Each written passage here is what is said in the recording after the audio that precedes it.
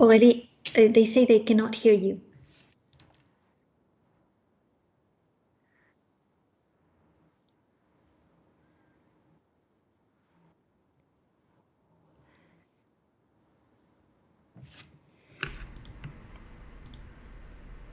Should be working now, so I think we will start again. And sorry for that. So sorry, we have a bit of hiccups with the settings. Let me know if everything is okay.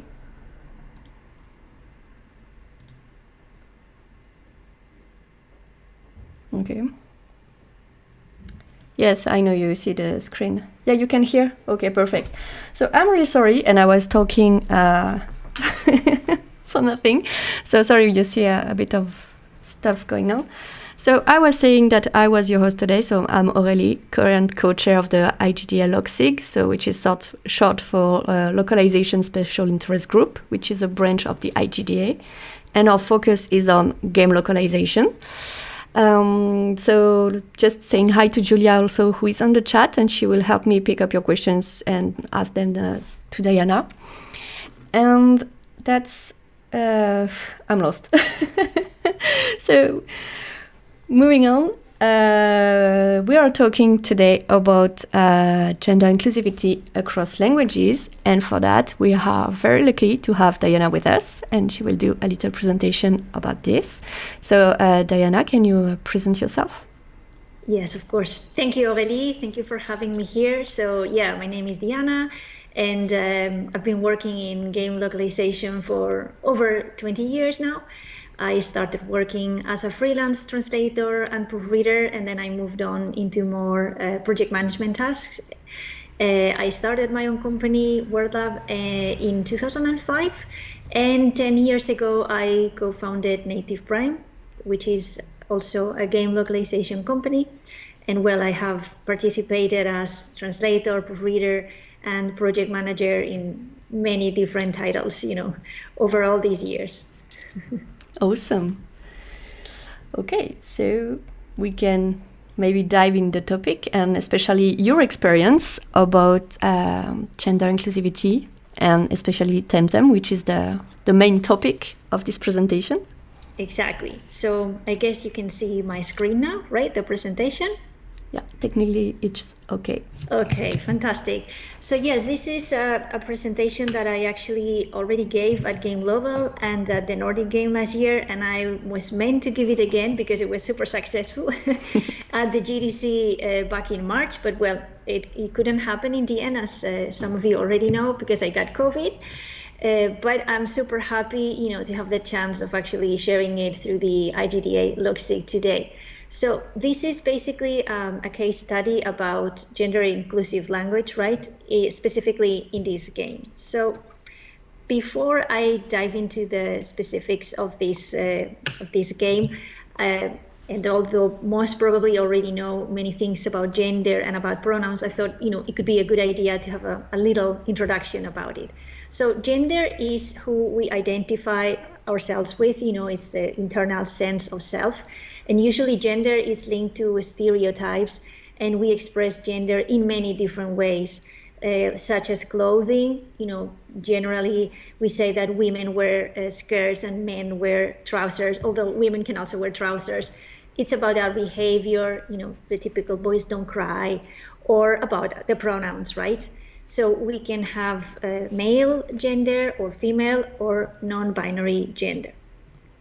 If your gender, the gender that you identify yourself with, is the same gender that you were given when you were born, then we say that this person is cisgender, or cis for short. So you can be cis male or cis female. But if you don't identify with this gender that you were given when you were born, then you will be a transgender person, and you can be a trans male or a trans female. And the term non-binary is used for people that don't feel like their gender can be defined in the margins of this binarism. They don't identify as male or female. So because they don't fit in this traditional narrative, the non-binary communities are, of course, very diverse, and some non-binary people identify themselves with both genders at the same time. They feel male and female. Others don't identify with any gender at all. They don't want to be classified as either male or female. And some are fluent, and sometimes they feel more, inclined to identify themselves with male or with female, right? Yeah. So then we have the pronouns, which, of course, as linguists, we know what pronouns are. They are, the part of the speech that we use instead of saying, the name of a person. So I can say, I saw Aurélie the other day, or I can say, I saw her the other day, if you identify yourself with the, she, her pronouns. So non-binary people, they can choose a gender pronoun, and they can introduce themselves as he, him, or she, her, or they can use non-binary pronouns like they, them, or some people use a mix of both. This is why sometimes we see a person that say, my pronouns are he, they, or she, they, okay? And we should use actually the pronouns that this person says, they want to use. And in English, we all know that non-binary pronouns are they, them, and theirs, but there is also a tendency in English-speaking communities to use other pronouns that are like neo-pronouns, such as se, here, heres, actually not very easy to pronounce for us, or she, shem, sheers. And I have heard from English-speaking people that some people actually invent their own pronouns, and just like, you may have a name, I don't know, your name is Aurélie, but maybe you like people to call you Lee, right? So this is something that you made up, and then you tell people, okay, these are my pronouns, and people should be able, to use them, right? Yeah. And just a quick note at the end, we know that in some languages there are neutral pronouns such as it or das, it in English and das in German, but these can never ever used, for people. These are for things, for objects, for animals, okay? So it's a different thing when we talk about gender for a person or the gender of inanimate things, let's say. So where does inclusive language stand in, in games today? So as you are probably aware of, gender-neutral language is actually quickly gaining a lot of ground, in the gaming community and in the society in general. And more, players, they want to feel represented in the games they are playing. And just like we hear many women saying that they want to have, female representation in the games, and they want the characters to actually use female pronouns or female words. The non-binary community, they have the same thing. They want to be included. They want to be seen in the games, right? And it's important that they are treated the way they want to be treated and represented. And the same happens actually with transgender. We start to see, I think it's the same in audiovisual products. We see more transgender characters and a few non-binary characters, but it's still something, rather new in general. So I think that we as linguists, we have, a responsibility to actually mirror, these kind of changes that are happening in society. And I know that we tend to always follow the rules, right? We always have the grammar books or, what the Académie Française says about how to write things, or the Spanish Academy. But let's also be honest, we also use slang, and we also mirror the way people talk in movies. We are really aware of pop culture and social media, and we don't have a problem about breaking those rules if we have to show, or if we have to write how a character is writing, because we try to mirror how they text a message or how they talk in Twitter, and maybe we're skipping punctuation or we are leaving accents out just to mirror how a particular character is talking, right? Or we actually mix structures, or I don't know, we include English words in other languages, things like that. So if we can be flexible that way, we should also be flexible with non-binary representation, right? And although there are no rules, I think we have to be aware that this is something happening in the society, and we should not disregard how language is used when it comes to the gender, right? Yeah. So I guess we all agree that English is a major language when it comes to video games, right? Either the games are developed in English to begin with, or they get translated from Asian languages into English, and then from English into the rest of the languages, right? So when we have a string such as this, typical welcome, to welcome you to the game or the place where the history takes place, if we want to write this in a way that is gender inclusive for everyone, for male, for female, or for non-binary people, for example, in Spanish, we will need to come up with a very long sentence, such as te damos la bienvenida, to avoid the gender, right? Which, well, as you can see, is much, much longer than welcome to start with. And it's not supernatural, because that's not what you will say, to a person that comes to you. Yes, we could say something like hello, right? Hola, which is very short, but it's not exactly the same. Hello is a greeting and welcome is, I don't know, something else, right? The meaning is not there. So I guess pretty much all my fellow translators will agree that given the choice, they will prefer to write something like bienvenido or bienvenida or bienvenide in non-binary form. But this is not always possible, as you all know. So I have seen that, especially in these last 5 to 10 years, I have really seen a shift in localization, and translators and developers and translation companies, they are putting more and more an emphasis in using neutral language, indirect neutral language, which is the case of te damos la bienvenida. So we see these sort of things being used more and more, to try to be more inclusive. But the problem is, again, sometimes these structures are very unnatural. It's very difficult to find this kind of solutions for all the cases where we cannot use a gender mark. And well, we work with game localization. We know that we don't usually have the luxury of space. Yeah. So very long sentences, not always fit. So we end up having to go back to the masculine by default in lots of cases, just because we can't do it, right? That's usually the same. So what happened with Temtem, which is the case study today? So Temtem came out in early access in January 2020. And since the beginning, it actually caught a lot of people's attention because of their decision to include non-binary pronouns in the game. Okay, I know that there are more and more examples these days, but back then it was one of the first games where this happened. So Temtem is actually an MMO. It's a massive multiplayer online RPG game. It's similar to Pokemon. You control your own character that you can select how it looks, and it's a tamer, and you go around through different islands, on adventures, and you collect these creatures called Temtem, and you battle with your Temtem. Okay, so as I said, you have one main playable character that you choose at the beginning, the tamer, and on top of that there is specifically one character that is an NPC that is non-binary, and it's Max. Okay. So it's just an NPC. It's not you. You cannot choose to be non-binary.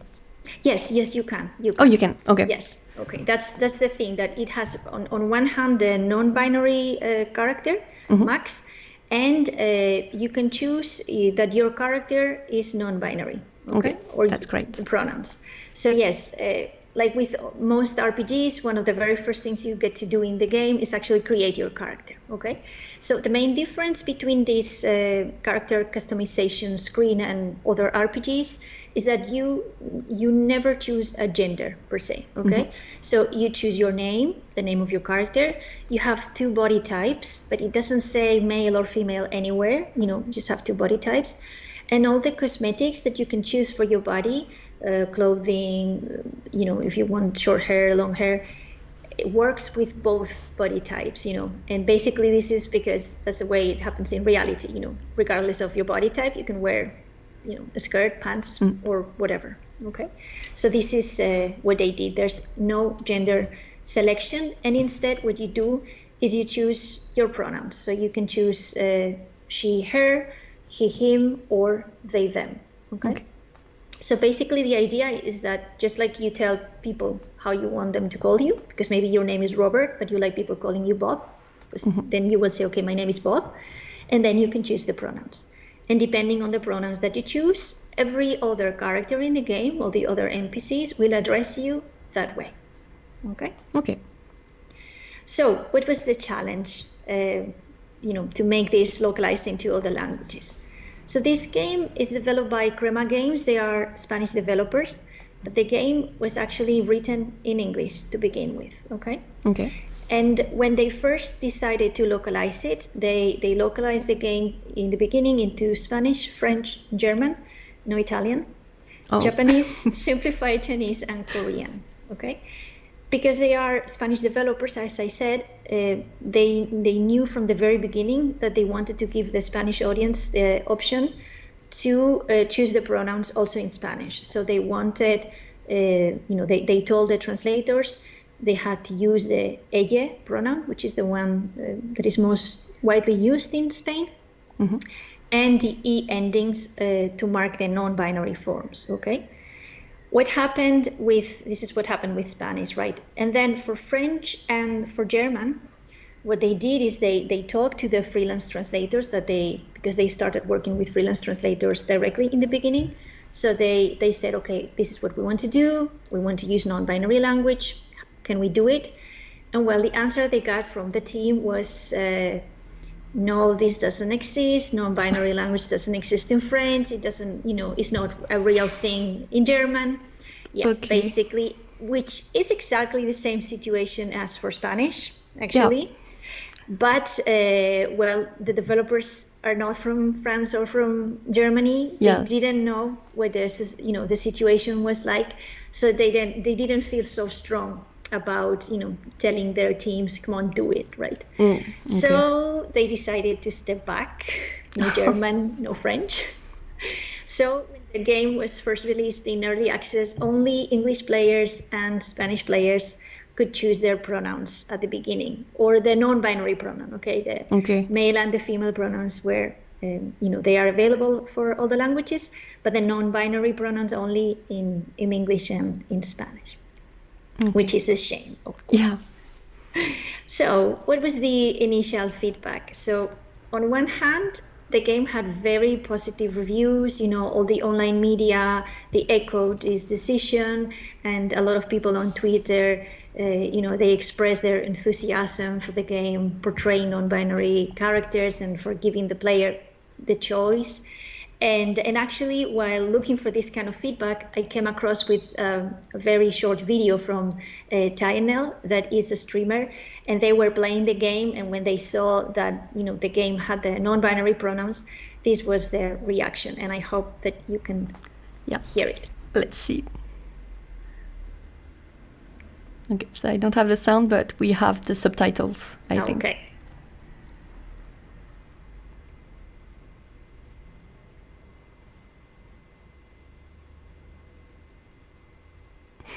Temtem, I feel seen. That's what they said when they saw that they could choose these pronouns instead of the regular male, female. Okay, so yes, some very positive feedback on one hand, but of course there was a lot of negative feedback on the other hand too. They got lots of criticism. Many players that left and still leave on a daily basis, bad reviews on Steam, only because you can choose your pronouns. Because if you don't choose your pronouns, if you don't choose non-binary pronouns, nobody's going to use them in the game. Only Max, but it's a very, it's a smaller character, and there's only a few lines for this character in the game in like 300,000 words of dialogue. But developers were accused of indoctrinating people, having a hidden agenda. Anyway, all these sort of things, right? Okay. And also the French and the German gamers, they got very pissed because they didn't have the option to actually choose, the non-binary pronouns. But if they had the option, what would they say? Well, I mean, some people didn't want to have the option, but others did, and they were like, how come, Spanish players can, but we can't, whatever. So the developers realized, that, part of the community raised their voice over, the linguists, and they said, maybe we should have listened to the community more than to the actual translators that said, they couldn't do it. So with a new language came a renewed challenge. A few months after the release, the developers contacted us at Native Prime because they said they wanted us to translate the game into Brazilian Portuguese. Once again, they stressed on the importance of the non-binary pronouns. So we talked to the Brazilian Portuguese team and, we agreed on a solution. We will have a look at that. But soon afterwards, they told us to take care of the complete language set, to continue with the localization, because up until that point, they had translated almost 100K words. Okay. And because they were incorporating this new language and they switched from this freelance team to us, they agreed on reviewing again French and German to see if we could actually incorporate non-binary pronouns. And of course, we had to include all these non-binary options everywhere in the game. Okay, so we reviewed everything in French and German to make sure that it had the non-binary option. So with this task in our hands, we took it as a great opportunity to see what was going on with, the French language world, in the French society, and in the German society. So one of the first things we did was to check with our internal translators, of course. And, one of the first impressions was pretty much the same that they had. Okay, this is something that doesn't exist. They had never used it. They didn't feel very familiar with it, but the client really insisted on that, right? Again, we have to remember that there are no standards when it comes to non-binary language, and not everybody does it, right? So we went from translators, general translators, to people that are specialized in this kind of non-binary language or gender language. We also spoke to the LGBTQA community. We read academic papers. We went to more of an academic research. And also, at the same time, we decided to do together with the developers. It was actually at the developers, was their idea to do some sort of research in the community. So they asked on social media, on their Twitter, in their Discord, what the French players wanted and what the German players wanted. So we could mix, the feedback from all places, right? Yeah. Well, of course, we took this, especially the poll from Twitter and Discord, with a pinch of salt, because it's not representative. The people there are not representative of the entire community, and the people that make the more noise don't always have to be right. And again, they don't represent the majority, of course. But it was good to have feedback from, coming from different sources. And as you can imagine, there was no consensus. There was no consensus about, among players, no consensus about, among linguists or translators. We had all these papers with tons of information about French non-binary language, about German pronouns. It was crazy. So we had multiple approaches available. And in the end, and again, we had a very open discussion with the developers at all the stages, presenting them with all this amount of information. And we came to the conclusion that it was going to be impossible to make everybody happy. So we said, okay, ultimately we have to make a decision. We have to go one way or another. And the goal here is to at least show that we're trying, to show that now the game will have non-binary language, which might not convince everyone, but at least, it's showing the willingness to really cater for this part of the community. And they thought it was better than nothing, which is what they had before. Yeah, that's what we can see in the comments as well. Okay. And people are saying that it's great that they asked the community, so that's very cool. Yeah. Yeah, I mean, it was the community in the first place, right, demanding this, so it was only fair to ask them how they wanted this to happen in the game, right? So this is what we did in the different languages. So for Brazilian Portuguese, our team decided to use the X to mark the non-gendered pronouns or non-binary pronouns. Okay. And it is true that now with some distance, we see that maybe this is not the best option because it's very difficult to be read. I know that in Spain, in Spanish, we have used the at because it has the A and like the O together sometimes, or the X. A lot of people still use the X, but this cannot be spoken, right? It's very difficult to pronounce, and for people that have sight problems and they need to use dictation, the robots that do this detection, they cannot really actually speak this out. Yeah, at the moment, it's very complicated. Exactly. But well, this game does not have VO. Everything is written, so well, it worked.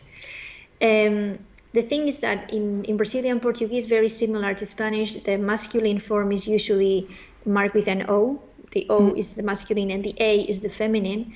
So using an E, like we do in Spanish, could be the option for the non-binary form. But there are other words where the E marks the masculine. So for example, in ele, which is he, they will need to change to you. Right. Okay. I mean, ideally, again, there are no rules, and ideally, you would like to set a rule and say, okay, when you have an E, is a non-binary, but it's not always true, right? So, yeah. Anyway, the major problem is that we need to make somehow these rules on the fly. I mean, the society is already making these rules. We need to gather them, put them, on some sort of guidelines, and distribute them to the translators, because you need to make sure that everybody that is working on the title is using the same rules. Yes. And if there are rules already, like, the French Academy, the Spanish Academy, things are easier. But when there are not, everything is much more complex, of course.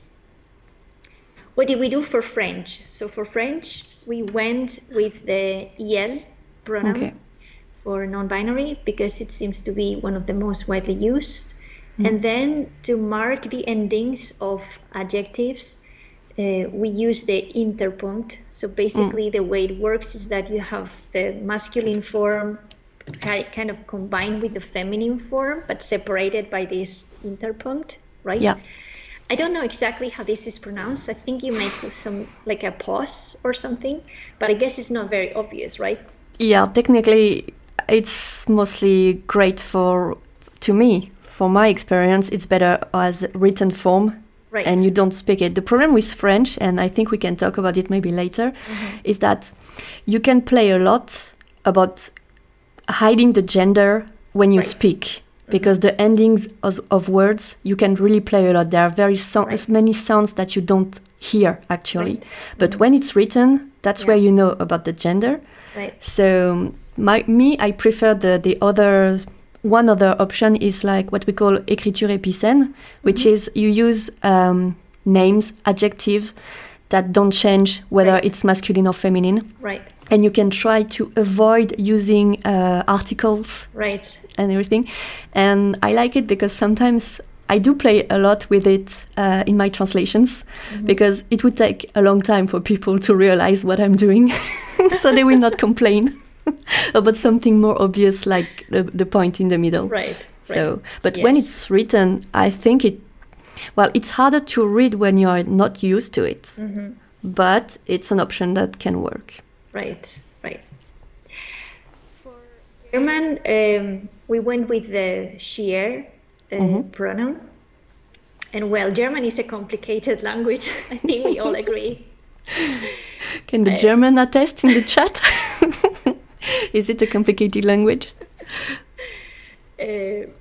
Well, I mean, it was crazy to read all these, papers about the different pronouns. I mean, they have like a myriad of options for pronouns. It's like, okay, which one do I pick? They all seem super complex anyway. So we went with the she, which seemed to be one of the most widely accepted. And very similar to what you do in French, they do in German. They also separate the ending, and here they don't use the interpunct. And apparently there are like two ways of doing this, or the ones that people like the most is either use the asterisk or an underscore. Okay. So we asked the community, well, both of them were used more or less 50-50. So we also asked the developers if they prefer one or another, because we thought maybe the asterisk could be an issue, right? With the code. Yeah. For the code. But they said it was fine. So, well, seemed like more people prefer the asterisk. So we went with that one, right? Okay. Yeah. That's a thing to take into account, especially like the code about the asterisks and everything. And for French, does the font can display this point because it's very specific. Exactly. So it's not always easy to do it. I guess you could do the underscore, which, it's not the same, but it will show, or I don't know, maybe even something different. Yeah. But even the underscore can be a problem because, we're talking coding here. So yeah. So this is what it looks like, in German once they introduce the non-binary pronouns. Okay. Yeah, Julia is saying that a friend of hers is using sheer, I don't know how to pronounce it, in the translation for a manga. So, okay, about humanoid gems without gender. So yeah, that's cool. All right. And a lot of people oppose to the usage of the asterisk in written speech. Okay. Well, I find it not too bad to read, actually. But it depends what use you have of the asterisk. In French, I think it would be confusing because we use it to add notes at the bottom of pages, for example, something. Yeah. In Spanish, yes. Yeah. So that triggers some different information. Like you see this, and if you associate it with like more information at the bottom somewhere, which on the game doesn't happen, but still.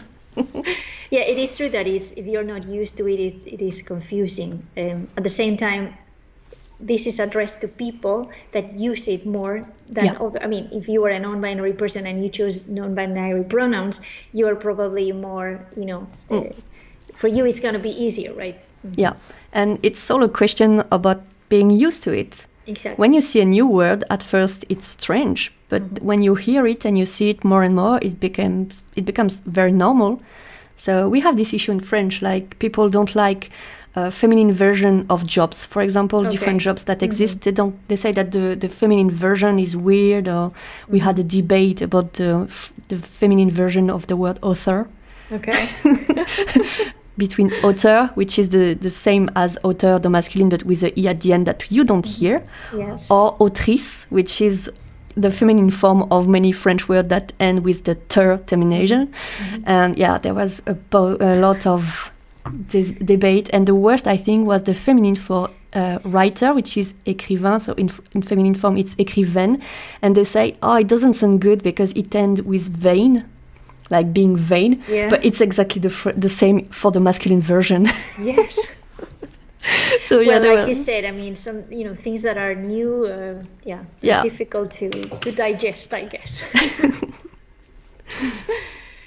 Okay, so how was this implemented in the game? I guess that will be the next question. So, as I mentioned before, the game was written in English to start with. And the developers, they wanted to write it in a way that was as inclusive as possible and to make it as gender-free as possible as well. So in the beginning, they also started using indirect neutral language in English, right? Which, of course, with the they, them, that is already widely used in English when you don't want to disclose the gender of a person, it's okay. And then they don't have gender for nouns, they don't have gender for adjectives, for articles and things like that. So it's kind of easy. So if you had something like I'm going to be a tamer works perfectly fine, for a male, female, or non-binary person. That's great. But if and the same goes, for instance, with adjectives, right? I'm tired, or happy, or angry. It's not going to change. It's all invariable. But there were instances in which the writers started to see that like generic dialogue was not always so easy, and the indirect neutral language was not so easy. Let's think about words that already have a gender, like mother or father, right?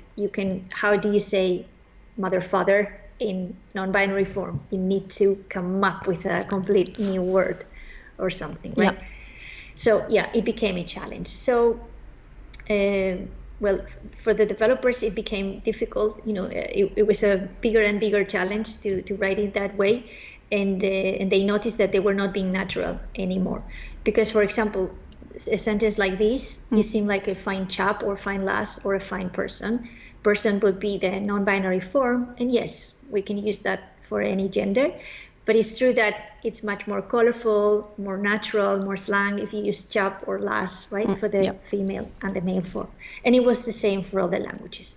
So this is when they introduced this beautiful gender tag, which is very, very simple. Every time you need to write a word, an adjective in different genders, you just need to use this tag. So the P means that it refers to the player, only the playable character, and then you write whatever you want in the masculine, feminine, or non-binary form. And once the team, the writers and the translators understood the very simple mechanics of this tag, everything was liberating because they could write whatever they wanted, any adjective in any form at any time, no boundaries anymore, right? So here are some examples of the tag being used in French. So for Dojo Pop, they have guignol, la gourde, right? They could have completely different words for each gender. And here we see how this was implemented in German, for example, with the asterisk. Okay. Of course, this is an extra effort because you have to think all the time, okay, I need to write this 3 times, and it's extra writing. Yeah. Of course. I don't know if I think German also has parts where it's inflected, for example. Maybe you have to handle also the adjectives as well, so you add another tag. Well, the thing is that it gives you a lot of freedom. As you can see here, you just write the entire sentence. You write the article, the noun, and the adjective all together, and then you separate it by slash, all the 3 different options. So it's it takes more time because you have to write the same things 3 times pretty much, and spell check. A spell check, and you have to make sure that you always write them in the right order. Yeah. Of course, otherwise you can make a big mess, and you have to remember about the exact formatting, the square brackets, which sometimes it causes a problem. You forget a square bracket and then everything shows in the game, so of course there is this risk. But it pays off because you can write everything, like you said, declinated with all the endings that you need, no problem. This is an example for Spanish, and you can see in the screenshot the non-binary form, domadore. Okay. So you can choose what you want. And the good thing is that this tag not only works in the dialogue, which is it was intended mainly for the dialogue, but the nice thing is that it also works in some parts of the UI, such as the cosmetics or the titles. So for the word breeder, if it's like a title that you get as a tamer, you can have it in all the 3 genders, right? In all the 3 forms. Which is kind of nice. I see the option for Brazilian. They put the tag just like for the ending. Exactly. I mean, you can do that because everything is going to show at the same time. The font is not going to change. It's not there's no color or anything. So that is also an option. I mean, for Spanish, we could have done the same, or for French, this is pretty much, if you want to save some space, or if you don't want to type the whole thing, it's also an option. It works perfectly fine. Yeah. So, because as I mentioned before, the game, when it was first released, it didn't have French or German non-binary pronouns. So when the game was released in Brazilian Portuguese, it had the 3 pronouns from the beginning. But when we implemented the tag in French and German, the thing is that the players that had been playing in French from the beginning, they couldn't choose the non-binary pronoun when they first started playing. So if they wanted to choose it now, they would have to lose all the progress, right? They will have to start from scratch. So to avoid this, the developers, what they did was they accelerated a game design that they had already planned to implement. They decided to implement it sooner. And this is an option that you go to one of the islands and you go to some sort of civil registry. And here you can change again your name, and you can change and you can select again your pronouns, just like in real life. Because maybe when you are 20, you decide you want to change your name, or you want to, use different pronouns later on your life, whatever. So that's clever. That was kind of cool, because that meant that from that moment on, French and German players, now they can choose their pronouns, that they want. Yeah, that's a clever way to integrate the change in the game and to adapt to the evolution and everything. So that's very nice. Okay, so we're almost coming to an end. So as a conclusion, some general conclusions from this and from the use of non-binary language in general. So the team, the Temtem team, the developers, they are super fond of their decision, and they strongly believe that non-binary languages are here to stay, that they are a reality. But it's also true that the languages are evolving, non-binary forms are evolving. We see that there is not a single solution. We use the X for Brazilian Portuguese, but maybe we could have used different vowels to mark this. We are creating neo words for words like mother or father in a non-binary form, and all these things. And the developers are also aware that maybe their game is not going to age very well, and whatever is written today might not stand, in 6 months or in a year. But they really stand by their decision. They thought it was a good decision, to at least try to implement it. Okay. And I also think that all RPG games where you choose your character, they should give you the option to have your own gender or your pronouns, and to really have this diversity of the gaming society already reflected in the game, right? Yeah. One thing that the developers mentioned is that maybe online stores could be a way to start changing this in this direction, because in many game websites, you have to register and say, your age, for example, or you tell them their name, and then they are sending you like newsletters where they actually write your name. Hey, dear Diana. So if they can collect this kind of information, they can collect your gender, and they can adapt their communications to you. But I'm pretty sure that many women here, we still receive lots of information addressed to us as, in a mail form. So there's still a way to go. Yeah, like tamer, elver, elveuse, Exactly. It could be by default, I think. I think when I played Pokemon Go, I think I don't remember if it was the masculine or feminine version. I know you can choose in the game just one of the two, but I don't remember about the newsletter. But I think maybe there was the masculine version. I'm not sure. Maybe. I mean, I know that in marketing and stuff, they're trying to use more and more the indirect neutral form. But I mean, it's just a very simple thing. I mean, you play with tags. Shouldn't be so hard. Well, again, I think it's important that developers, they prepare their source files, that they can create these kind of tags. I mean, you saw the tag that they are using is super simple. I don't think this is a massive change in game design for them. For us as localizers, it's important that we have clear guidelines, that if we are working on a team, since we don't have a paper to go, it will be nice to have it. It's an utopia to get some consensus from, the entire community. Maybe one day, who knows? Who knows? Something to have in the IGDA paper. Yes, I think we're working on this in the best practices. Exactly. It's important to educate translators, because yes, it's true. There are still many translators that might not be so aware of all the realities out there, or how non-binary language is used. Not everybody is so aware of that. Okay, so we still have to educate them. We have to keep an eye on what's going on towards this evolution. And I think it's also important that we educate our clients and also let them know about the social and the political implications that the use of the marked non-binary language has. Because I guess we sometimes get requests where the client says, okay, put it in a neutral way. A neutral way doesn't necessarily mean start using she/her or, it's not the same. It has the political implications. We see the reaction in society, so we have to be cautious about that. Yeah. Yeah. That's it. Thank Okay. you. I will And just pick up some questions. I'll start Alright. from the end because Alfonso posted a big wall of text. okay. So Elena asked, do you think it will be ever localized in Italian? I don't know. Do they have plan? For now, I don't think they have plans. No, Oh, I'm too afraid bad. not. Yes, sadly, Italian is not. It's not a big language these days. I mean, Brazilian Portuguese is gaining ground. Yeah, so I'm afraid not.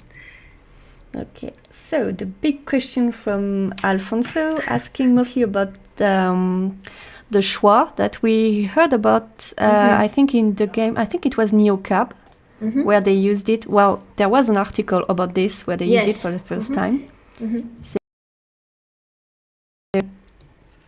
what? Oh no. I mean, it looks like a nice solution. Sorry. My computer just crashed a bit, Hello? so if we are stuck, I'm really sorry. Okay, no problem. So yeah, I've been following a little bit about that. My question again is how to pronounce the schwa. I mean, I see that, you know, in French or in German. Oy. Okay, you can still Well, hear you us. still That's hear great. us. Okay. That's great. Yeah, because my computer just crashed, so I'm really sorry, okay. guys. We tested everything yesterday and everything was going Yes, super it was smoothly. perfect. Well, you know, things happen.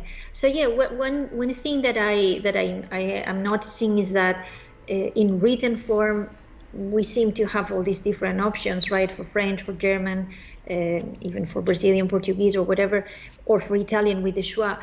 I think the greatest challenge is how you pronounce this, you know. Yeah. And in this regard, I think Spanish is somehow easier because, well, now that we are using the eye, right, and the e endings, at least it can be said, right? I mean, you can actually say it. Whereas with the schwa, I don't know. I don't really know how you pronounce it, but that's always the tricky part. Right. Yeah. Okay, I'm just trying to... Okay, sorry guys if it's... Had a little hiccup. Yeah, we are back. Okay, because my computer just really crashed bad, black screen, everything, but still recording. It will be a... Yeah, it's quite a challenge actually this year to do this presentation. Did not expect it. So Elena says the schwa is between a A and a E. Yeah, you can, that's the magic of speaking, like you can cheat actually. Yeah, but I don't know how easy it would be, you know, like if I think in the end we need to find a way that is easy for people to actually say it and to, when they hear it, they can recognize it, right? Otherwise it's going to be a bigger challenge.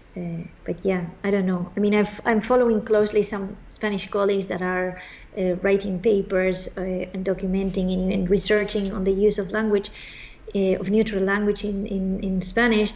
And the most interesting thing are these gendered words, right? Like I said before, how do you say brother or sister? Because a brother is a male and a sister is a female. And if you have a brother, a sibling, in English is sibling, good. it's easier. They have the word sibling. Like how do you say sibling in French? To refer to your sibling that is not binary. Yeah, there is a word that is not very used. I mean, it sounds very clever. It's adelph. Okay. With a PH at the end because we want to make it sound Greek, maybe. That's a French spelling for you. But yeah, there is. I've seen this word, and like I said, I'm not used to it, so I don't always feel very confident about using it. I have always a lot of questions when it comes up, but I think it's like we said, like the more you are used to something, the more natural it becomes. Exactly. But yeah, that's tricky. The same for mother and father. I think my first option will be to use parent. Yes. It's not nice, but that's the only one I can think. We have progenitor, which sounds really serious and not very nice at all. But the problem is that when you want to say it in plural, like los progenitores, you know, it's actually a masculine word. Yeah. So it doesn't really work. you can say less progenitores. Yeah, I guess could say that. Yes, but yeah, it's not perfect. Of course, it's not perfect. Yeah. Okay, just trying to see because my screen crashed at the same time. So Alfonso said that he was not against inclusive languages, but it was a challenge, especially with the limits. So here come the tags. Sometimes that works quite well if you can manage to squeeze everything. Or sometimes instead of tags, it takes a bit of time, but with the TMs that gets easier. It's to duplicate the strings every time you need a gender. I did this like 3 years ago on a game because there was one officially non-binary character that you cannot guess their gender, and we had to do so. And it's a lot of work, but with the TMs, it goes faster. You just need to be super careful to remember which order it is and double check and make sure that you don't propagate anything wrong in the sometime. Yeah. But that's another option, a bit more work.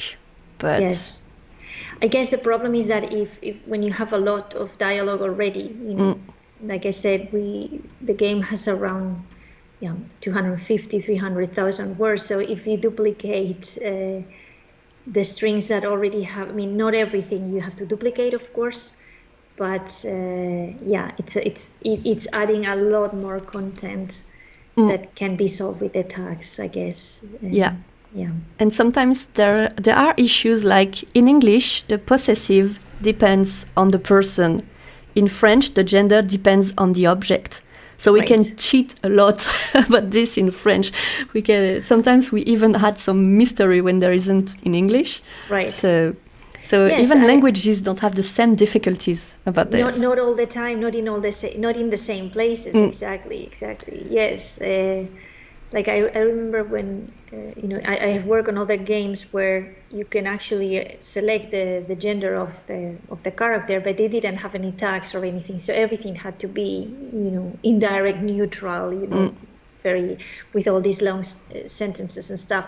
And all of a sudden you had the same string duplicated in English, and they had like chap or lad, things like that, or girl and boy and things like that. It's okay, these are like the only 2 lines in 500,000 that you actually need to duplicate in English because you use a gender word, So for them it's much easier, of course. Yeah, it is. Yeah. It is. An interesting question from George. So hi, George. Asking about details about Chinese and Japanese, how it happened, the localization and the gender. They don't have a non-binary gender. No, they only have male and female forms. Yes, I think this is also. Again, we need to look at at which moment each society is. There are societies that are more open and more willing to accept this kind of reality, and others that might not be so ready. And also it's about what the developers know about these regions, how comfortable they feel about carrying these kind of decisions into a specific region, of course. Yeah. That would be interesting because there is if you have seen it on Twitter, I think it's since yesterday or something, there is some fire going on about an issue in a manga about especially genders and how the different pronouns, we can say, in Japanese are used. And I would say like the only one I know and the one that caused many issues is boku, which is often used by males, but can be used also by females. Young, older, from what I saw. So that would be interesting to know what were the options. What did they pick? Yes. But I don't know enough Japanese to know. So if we have players in Japanese, let us know. That would be very, very interesting to understand because it plays on different level. Like I heard that Japanese has so much different pronouns based on this, and plus all the other stuff we all know from Japanese that mark the degree of respect and everything. Exactly. Your kind of the relationship you have with the other person. So that's quite a challenge too. And that's a challenge in the other way when you have to do it from those games in Japanese, for example, into English or into your own language. How do you reflect that? Because sometimes, that's also something you cannot exactly reflect back. Exactly. In the end, you need to look at the target language. And yes, I mean, Japanese, I mean, I don't know much Japanese, but I do know that they have all these different levels of addressing different people depending on their age and depending on their, social place or whatever. I mean, we do have the formal and informal forms, but we have like 2 or 3 different options, and that's it. That was it. That was period. And in some cases, you don't even make such differences at all. Yeah. So you're going to lose this. Yes, of course you're losing it, but it's because you don't need it in the target language to start with. But it happens the other way around. Like sometimes, I don't know, we were translating a game and somebody mentions their sister. And I remember, I don't know if it was the Japanese or the Chinese translators asking, is this an older sister or a younger sister? And it's like, okay, we don't have to specify this because we call them sisters anyway, but they come and say, well, depending on the age, who is older or younger, I'm going to use one word or another. Yeah. So that's important. Different languages have different needs, of course. Yeah. Yeah, and when you work on games from Japan, for example, you do when you have the details about the characters, that's great because you have the age of the different characters, and it helps us. Like for French, it sounds silly, but depending on the age, you will pick a more formal or informal way of addressing the person as well. Exactly. So that plays a lot. Yes. And Julia, we will try to find some, if you have some guest names about Japanese, we can have an AMA about Japanese and this specific topic. That would be fun, actually. Absolutely. We'll look into that for sure. I lost a few questions. I saw Matthias that said MAPI could be a non-binary option for parent in Spanish. Mm-hmm. Or Juan said "ma padres". Ma padres, yes. Yeah, I know some people in Spain, they're using "shadre", which with an X, because madre, padre, they are the same, only the beginning changes, so "shadres". Yeah, but I mean, again, there's no consensus. Different people are using different things. Yeah, and good remark from Julia as well. Like, we don't think about it, but how do you address family members? Yes. Like you said, parents, siblings, but when you go to aunt, uncles, cousins. In English, cousins is not an issue. In French, you have to adapt. Yeah. Spanish is different too, yeah. But I mean, some words, for example, we have primo, prima. I guess you could say prime, right? That way, that one works. But and tía, tío, tie, yeah, that one works because they're different. Yeah. But for example, for daughter-in-law and son-in-law, in-law, right? Son-in-law and daughter-in-law, we have nuera for the daughter-in-law. And yerno, so they're completely different words. Yes. And then is when you have a problem. Yeah, exactly. Yeah, that's the same for French, actually. Okay. It's not this. Yeah, it's completely different as well. So that would be great to compile some kind of glossary. I know I do have a colleague who has been working on the neutral system way of writing, the one I told you, Epicene. Way. She's been working on it for 20 years, I think. She's my reference. And she compiled some kind of neutral dictionary on her website. I tried to look at and try to find some little options for French as well. And yes. I think there is a Spanish glossary that they compiled. I think it was probably Juan Ignacio and Matias. They probably know about this because I think it was a LATAM team. I don't know if Guido is also part of it. I think so. They compile like a list of terms that work for male or female. So yeah, like you said. But here we're talking again about neo words, words that we need to invent, and that's the tricky part. So Julia shares her experience about translating from Japanese to German, and the fact that you don't know the gender of the person. That must be insane. I can only imagine all the questions you might be asking just to know for every line what is the gender. Exactly. Especially if it's lines, you don't really know. You don't have a lot of context about. Right. That's crazy. And another option, because I think it was 2 or 3 years ago, we did a log jam with universities in France, and we have this game with my best Spanish accent, Los Rostros del Bosque, which is from Argentina, and they had a non-binary character. Okay. An NPC, and the students had to find solutions, and they opted like the same option than the Temtem, what was opted for in Temtem. But the issue is the text appeared mostly in subtitles and everything, and yeah, I must admit it was very, very hard to read. Right.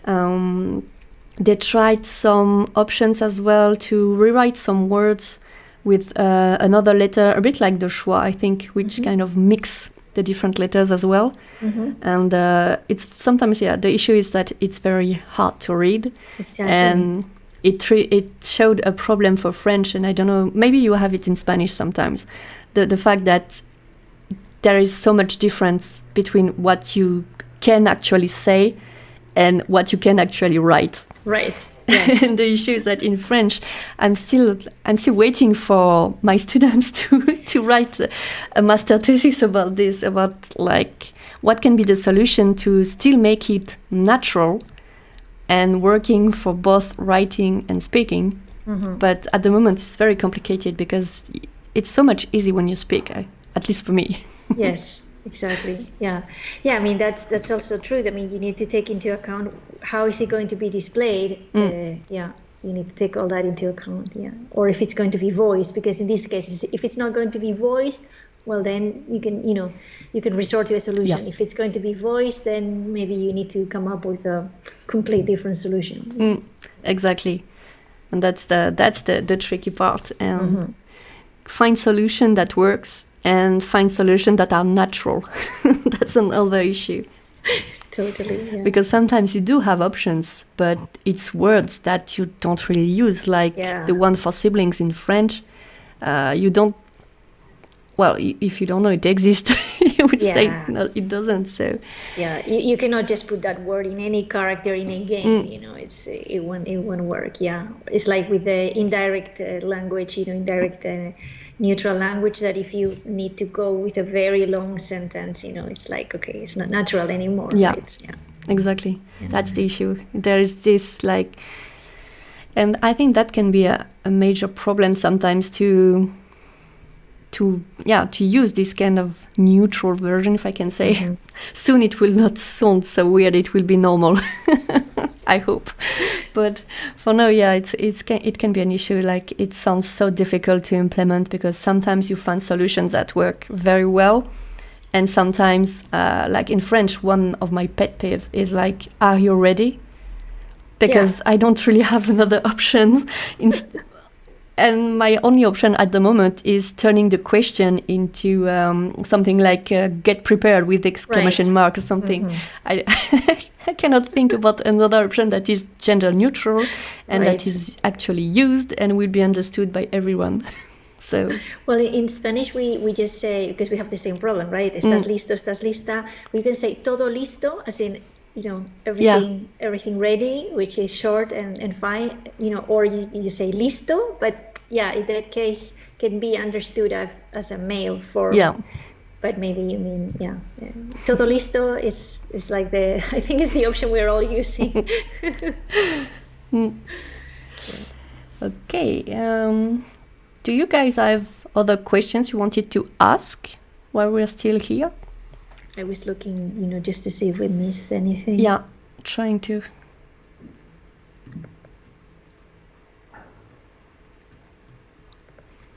But that's a tricky topic, and like you said, as localizers, we do have to be aware about this, and we do have to learn about this, especially in games, because you see more and more games being developed that way, taking this into account. It's very visible, and they are kind of at the forefront. So it's very important to be aware of this. I think you even still see it more in games at the moment than in movies or TV shows, for example. For now, it will change, I hope, in the future. But so that means and we reach a very wide audience, so we need to be prepared for this and take that into account. Yes, and I think, above all, you have to be professional. I mean, you have to also put aside your agenda, whatever it is, because I think it's very narrow thinking to say, okay, I don't believe in non-binary language, or I don't understand non-binary people, so I'm not going to use it. Okay, well, whatever. You may have any personal opinion you want, but if there is a non-binary character and it is portrayed as such and it speaks in a specific way, you have to mirror that, and you have to know how to do it properly. I mean, that's what makes you a professional as well. I don't understand why, you read and hear about people that they are like, I refuse to using this when writing. It's like, okay, I don't understand. But beyond not understanding, I think it's not professional. I mean, you know what I mean? So yeah, especially if it's a request that comes from the client. Yeah, I mean, and if you can't, maybe try to see if you can recommend someone or get in touch with people from the community. Mm-hmm. Exactly. I had a game recently that had me localized flags related to all the prides. And I referred to a colleague because I know some stuff, but I didn't know where to find the most recent and reliable sources. Right. So I asked her because I know she knows a lot. Exactly. I've seen on Twitter she shares a lot about this. So that was my option. I asked the client first because I cannot disclose the stuff. But that's always complicated as well when you cannot disclose too much. So you have to make it clear and make sure you don't miss anything that the person, if they know that part, maybe they would have said something different or something. So, but always try to find people or colleagues that can help, or reaching out to communities. I think there are more and more groups that are created and that really communicate about this. Exactly, yeah. So we don't lack resources now. But as you said, it's very complicated to have everyone at the same level. Even in French, I mean, you mentioned the Académie Française, and even them, they're not very in favor.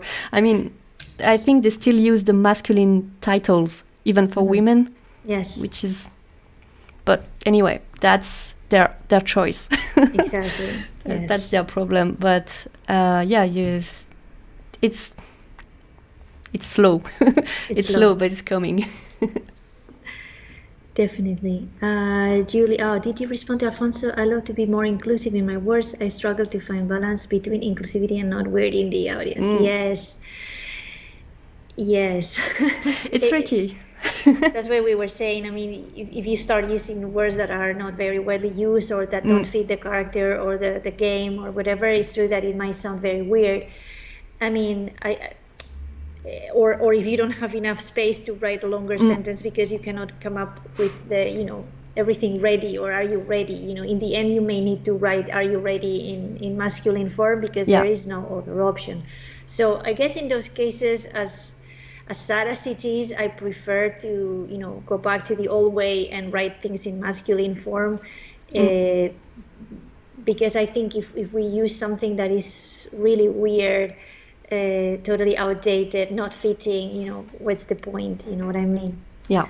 I mean, the battle is real, and I really see a lot of effort, and I've been doing this for many years, and I don't know, 20 years ago, everything was masculine by default and everyone was doing that. And now I get, lots of colleagues, male colleagues, especially, it's more shocking because they've been doing it for many years. So it's like, okay, they see the difference, right?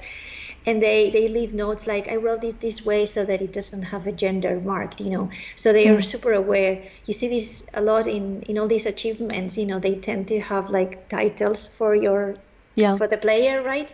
And it's usually like adventurer, hero, whatever, So in the past, it was all masculine form, and that's it. And now you see a lot of people really struggling to find a word that, works for male and female. So that's great. But sometimes, there's no perfect solution. So it's better to make it natural again than to risk it and, I don't know, sound too weird, I think. Yeah. I had this issue on a recent project, and I think I tried as much as possible to use the neutral form, rephrase everything, change questions into exclamations, whatever. But sometimes, I had to to use the masculine form, or to make a very odd sentence like disconnected. It's the worst in French also. I don't like it. You've been disconnected. It's so I can use like disconnection or something, but I mean I need to change the whole sentence. Yes, and in the end it doesn't sound natural, right? It's like it's more confusing, especially when it's like user interface. You need to be aware of that too, like make it natural, not confusing and everything. And sometimes it pains me. I do have to use the masculine only version, but sometimes, or to use something that people do not like anymore in French, it's the parenthesis. Same as the point, but parenthesis. But the point here is like you put between parentheses what's not important. Right. So if you put the feminine version in parentheses, meaning it's not important. Yes, exactly. Yeah. So you have to take that also into account. Read the debates about everything, even if it sounds crazy for you. But be aware and try to make the right choices. But maybe with a bit of time and work with the IGDA, we can try to come up with some basic guidelines about how to handle it in localization and in games as well. That would be great. And for different languages, because languages have different issues that you need to be aware of, and as a developer you can't. you cannot know every language. It's already hard to make sometimes people understand the discover the wonderful plural forms in other languages, like Russian, for example. Exactly. So talking about gender starting to get tricky. Absolutely, yeah. Yeah, Elena says Windows literally says benvenuto, exactly. Yeah. Yeah. Well, I think I don't know if they're working on something, but as a big one, they should. But it takes time also. Sometimes we don't see changes, but it's because there's a lot of work happening in the background, and they're trying to make sure that they use the proper version, the ones that, and everything is quite new. So, like you said, when you make a decision, maybe in 6 months it will be already outdated. So it's very hard. Yes, like we're aware that whatever we're using now, a lot of people, they may not like it, or in French they stop using the interpunct and they come up with something else because it's really evolving. It's very young, it's very new. But at least, like you said, the intention is there, and I think that's the message they wanted to get across. We are coming. Exactly. No, but it's true. I have really seen a big shift, over the years, and it's funny how sometimes younger people or people that have been doing localization for a few years, they're like, I'm struggling so hard, and how come this is not? And I'm like, well, if you had seen this 20 years ago, now it's heaven compared to 20 years ago. There's still a long way to go. Of course, we need to keep on going in this direction, but I think it's also good to celebrate the success and all the things that we have achieved over the years. So we're on the right track. And for the other part of Alfonso's question about finding balance and everything, well, you can try to find some balance in general by trying to work little by little, of taking the habit of doing it even if it's not asked of you. If nobody asks you, you can always try to get used to it, because the more you do it, the more you have some stuff that come up very quickly, and sometimes the neutral version will come up first, and it will become natural. And like in localization, stuff I like to do is, like, when I tried games, sometimes I spend a lot of time in the parameters or interface trying to look at solutions. I'm spying on my colleagues to find solutions, what they found and everything. So that could be a thing to, like, paying attention to the different messages. Absolutely, yes. And these neutral glossaries, like the one that Caro did with some colleagues, it's something great. I mean, this can be done in French, can be done in Italian, can be done in German, and everybody can help, because in the end, I mean, one of the good things about us is that we are a community, people like helping each other. So when you're on your own, in front of your computer trying to find a solution, it's way harder. But if you can check, with other people, like you're doing when you say you're spying on your colleagues, basically, if you can get the feedback from your peers, it's priceless, of course. But those glossaries will be very useful. Maybe glossaries or little tips of like formulations or something, the most used formulations, solution that people find. Maybe I can add my famous solution for "Are you ready?" Totally. But yeah, it's a lot of... The problem is like finding also a balance between about the time you spend looking for a solution as well, because you can spend hours on one word. We all know that, we have all been there, or like searching this specific word that was said in this movie from a long time ago because it's the right one. But yeah, you need also to find a balance about finding a good solution and like spending too much time and focusing on something that will not work. Right. And sometimes you have to make sacrifices on this side. It's like doing with the limit. What information do you really need, and what information you can drop or say differently. Yes. Yeah, sometimes you have to adapt to what other people have done before. That's another part of the stuff. If you can talk with the whole team, that's great. But if it's a project that you join in the middle because someone is not available or something, you have to adapt. Exactly. Yes. It's always a challenge. Okay. Well, giving you a last chance for a few questions, and I think we've covered a good part of the topic. Yes. If you want to add anything for, I don't know, new translators already working, or even developers about this topic, little bits of wisdom. Well, I think we've covered pretty much everything. I mean, for developers, I would say be aware of genders and plurals, as you said. So either let us duplicate the strings or give us some really nice tags.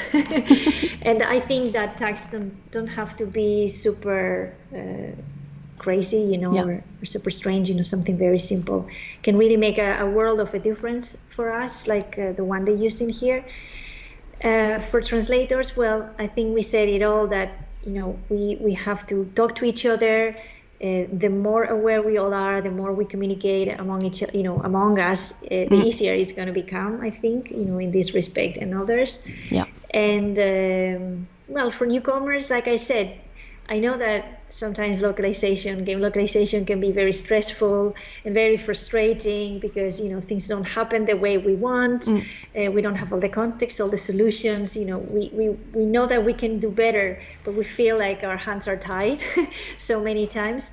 Well, don't get frustrated so much, and celebrate, the little successes that we get, of course. And I don't know what other pieces of advice I can give. Keep on trying, and also work with other kinds of translation as well. Diversify, because in the end, what we're doing is translating, and like you said, we need references from movies, from books, from everything else. So the more you translate, the better trained you are for anything you have to do. Especially in games, because in the end you do like software localization, book translation, exactly, subtitling, marketing, subtitling. Yes, you have sports, you have historical games, all sorts of things. So better be used to everything. Okay, well, I think we can conclude here. So thank you everyone for staying with us, for your questions. Thank you, Julia, for commenting in the chat and animating this part. Like Julia said, you can join the LocSIG Discord server We have the AMA channel. So Diana, if you want, you can pop up sometime to answer the question. If anyone has a question, you can ask them there. We also have an inclusivity channel as well. So if you have any question about inclusivity, or if you want to share some bit of wisdom about inclusivity as well, you can do it there on the Discord server. You have most of the information in the links below the video. I put the links to contact you, so Twitter and LinkedIn. So if people want to contact you, that's the way to do it. And we will see you next time. Thank you, Aurélie, and thank you, everyone. Thank you. And bye-bye.